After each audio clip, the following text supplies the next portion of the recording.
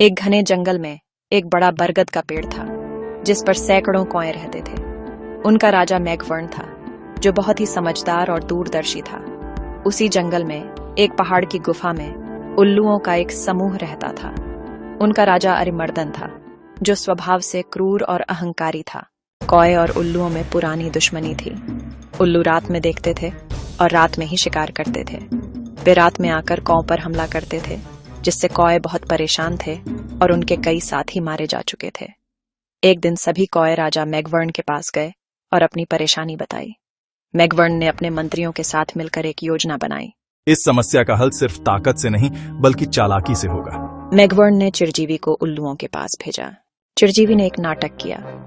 वह जानबूझकर उल्लुओं के राजा अरिमर्दन के पास गया और कहने लगा, महाराज, हमारे राजा मेघवर्ण ने मुझे आपके पास भेजा है क्योंकि वह अपनी हार स्वीकार करते हैं। हम कौए अब आपकी प्रजा बनना चाहते हैं। यह सुनकर अरिमर्दन को बहुत गुस्सा आया और उसने चिरजीवी को अपमानित किया। उसने कहा, एक कौवा हमारी प्रजा कैसे बन सकता है? हम तुम्हें कभी स्वीकार नहीं करेंगे। चिरजीवी ने उल्लुओं के सामने अपने राजा मेघवर्ण को बहुत बुरा भला कहा और खुद को अपमानित महसूस किया। गुस्से में चिरजीवी ने कौओं के साथ झगड़ा करने का नाटक किया और खुद को जख्मी कर लिया। वह वापस अपने राजा मेघवर्ण के पास नहीं गया बल्कि उल्लुओं की गुफा के पास ही रहने लगा। उल्लुओं ने जब चिरजीवी को दुखी और घायल देखा तो उन्हें उस पर दया आ गई। अरिमर्दन के एक मंत्री ने उसे अपने पास रख लिया। चिरजीवी ने धीरे धीरे उल्लुओं का विश्वास जीत लिया। एक दिन उसने मौका देखकर उल्लुओं की गुफा के पास सूखी लकड़ियां और घास इकट्ठा कर ली। जब रात हुई और सभी उल्लू अपनी गुफा में सो रहे थे तो चिरजीवी ने उन लकड़ियों में आग लगा दी और वहां से भाग गया।